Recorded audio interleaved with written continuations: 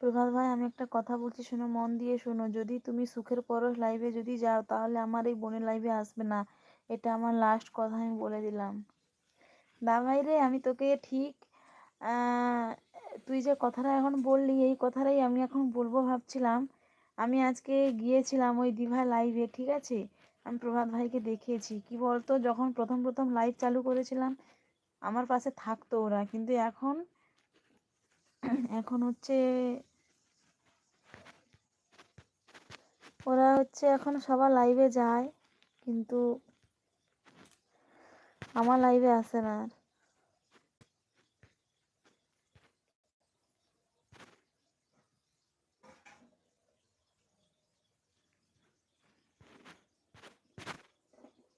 আমি কিন্তু হাইট মেরে দেব।